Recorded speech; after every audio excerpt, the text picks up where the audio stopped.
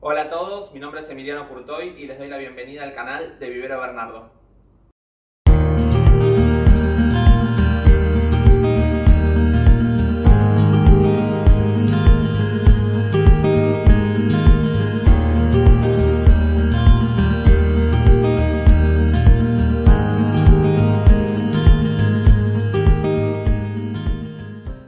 Hoy vamos a hablar sobre un género muy interesante que son las Phalaenopsis. Vamos a tener varias consideraciones a la hora de cultivar Phalaenopsis, ya que no son difíciles, pero mucha gente tiene complicaciones por el tema de la temperatura y demás. Las Phalaenopsis son orquídeas de un género bastante pequeño, tiene aproximadamente 90 especies, aunque gracias a la belleza y la versatilidad de las flores hay muchísimos miles de híbridos en este momento en mercado. Lo primero a tener en cuenta con las Phalaenopsis es que vienen del sudeste asiático, eso quiere decir que son tropicales y tienen algunas cosillas especiales a la hora de, por ejemplo, la floración. Son orquídeas monopodiales, no tienen pseudobulbos, el crecimiento es vertical, no como algunas otras orquídeas como estas que sí poseen pseudobulbos y tienen crecimiento horizontal.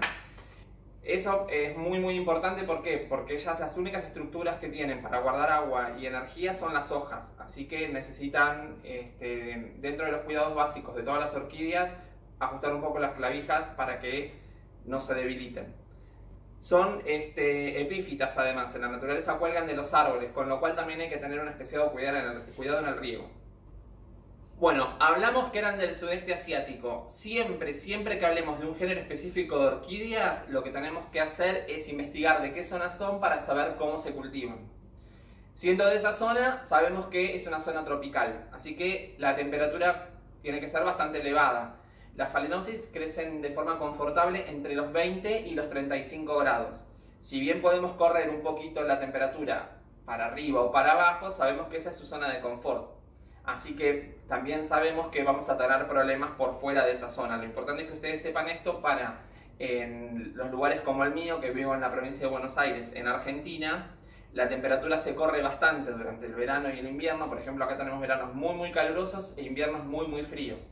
Eso significa que durante el verano los vamos a pasar a la zona más fresca de la casa y en invierno, si cultivamos afuera, los tenemos que cultivar en interior sí o sí. Otra consideración a tener en cuenta es la humedad ambiente. Dijimos que eran de clima tropical y además es un clima tropical selvático. Por lo general, la humedad ambiente en esos lugares es elevada.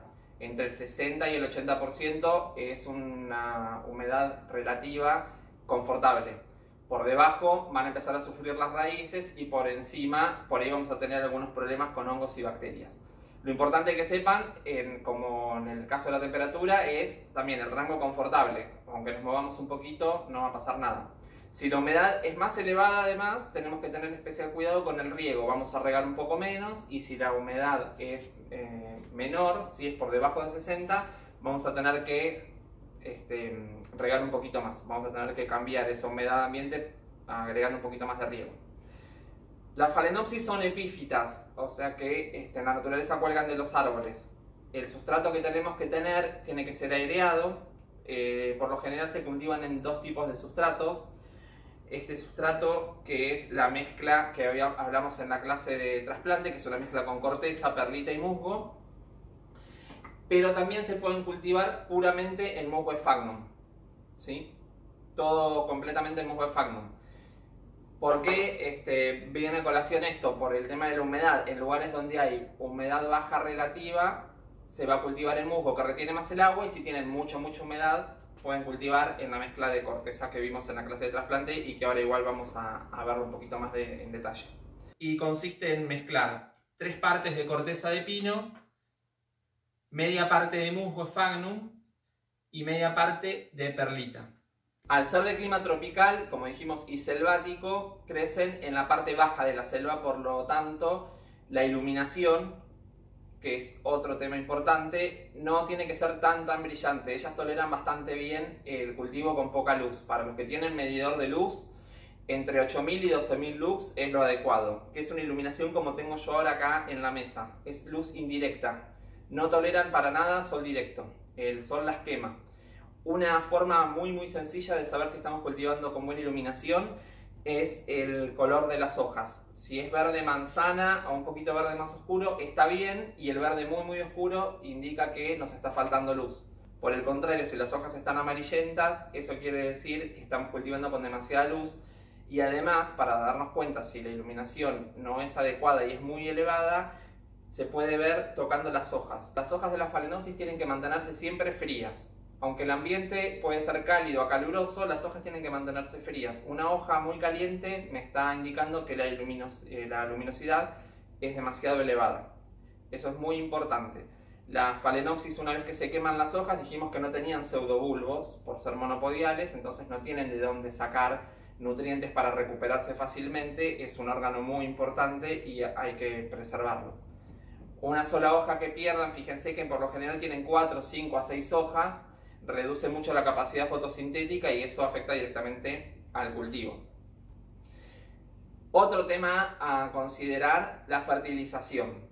Y quiero hablar un poquito de esto porque también se piensa, y es un mito, que cambiando la fertilización las plantas se inducen a la floración, que es el próximo tema, y no es así. La fertilización en la Phalaenopsis es importante que sea pareja todo el año. No tienen momentos en los que hay que fertilizar más o menos, salvo que cambie mucho la temperatura. Pero si la temperatura es más o menos estable, se fertilizan todo el año y el fertilizante tiene que ser equilibrado. Sabemos que los fertilizantes en la etiqueta tienen 3 números. Por ejemplo, 20-20-20 significa 20 partes de nitrógeno, 20 partes de fósforo y 20 partes de potasio. Bueno, eso quiere decir que está equilibrado. Tiene la misma cantidad de elementos, ¿sí? El mismo porcentaje de cada elemento. Al no tener pseudobulbos y solamente tener hojas, si lo mantenemos parejo todo el año, la planta va a crecer siempre de la misma forma y no vamos a tener altibajos en el crecimiento. Para saber si están creciendo adecuadamente, esto lo habíamos visto en la otra clase también, las hojas tienen que ser siempre, las hojas nuevas, más grandes que las hojas más viejas. Si la hoja nueva tiene un crecimiento menor, quiere decir que hay algún problema en el cultivo que tenemos que corregir. Y la pregunta del millón con respecto a la Phalaenopsis, ¿cómo induzco la floración? Esa es una pregunta que hacen todo el tiempo. La gente quizás lleva adelante el cultivo exitosamente, tiene unas plantas hermosas, pero año tras año crecen las hojas y no florecen. Lo que induce la floración en la Phalaenopsis es principalmente la temperatura, una baja en la temperatura. Esto, hablábamos hoy de la importancia de conocer el ambiente donde se cultivan. Bueno, en su ambiente natural, durante el verano hay una estación lluviosa muy marcada y el clima permanece nublado mucho tiempo y con la temperatura bastante elevada.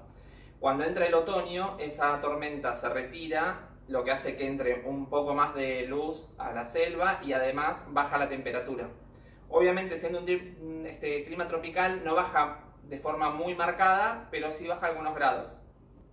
Para inducir la floración de la Phalaenopsis se necesita dejarlas en un ambiente que ronde entre los 15 y los 18 grados, por lo menos durante un mes. Ellas captan ese cambio en el clima y enseguida van a desarrollar las varitas florales, como esta. Esta Phalaenopsis está inducida adecuadamente, ya venía con un muy buen cultivo, así que sacó 1, 2, 3 varitas. Y por último vamos a hablar del riego. Vamos a atarlo eso también al sustrato en el que lo cultivamos. El riego es el talón de Aquiles también de la Phalaenopsis, porque al no poseer pseudobulbos no tienen reserva de agua y son propensas a deshidratarse más rápido. Si el sustrato en el que cultivamos es una mezcla de corteza que es más suelta y pierde más rápido el agua, el riego obviamente va a ser más seguido. Y si cultivamos sobre Musgo sphagnum, que es un sustrato que retiene mucho más el agua, vamos a regar más espaciadamente. ¿Cada cuántos días se riegan? Es una pregunta que si se las contesta alguien está mal, porque no se pueden poner días. Eso depende del sustrato, del clima en el que cultiven, si tienen más temperatura o más humedad, etc. Lo que pueden hacer es tomar un palito de madera como testigo, lo pinchan sobre la maceta y cada vez que les parece que está seco lo sacan. Si el palito en la parte baja está húmedo, no tienen que regar, y si ya está seco, tienen que regar. El riego en las orquídeas epífitas tenemos que imitarlo lo mejor posible a la naturaleza. Cuando en la naturaleza están colgando de los árboles y llueve, las raíces se mojan, toman muchísima agua, pero después se secan rápidamente.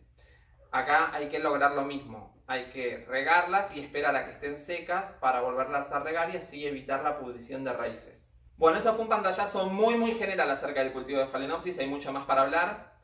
En los próximos días vamos a dejar un videito sobre cómo entutorarlas, sobre cómo ponerle los tutores a las varas. Para no hacerlo tan largo hoy, vamos a dejar acá. Yo soy cultivador profesional hace más de 15 años, así que cualquier comentario o duda que tengan lo pueden dejar abajo en los comentarios. No olviden suscribirse a nuestro canal y nos pueden seguir en nuestras redes sociales, en Facebook e Instagram. Así que espero que les haya gustado y nos vemos la próxima.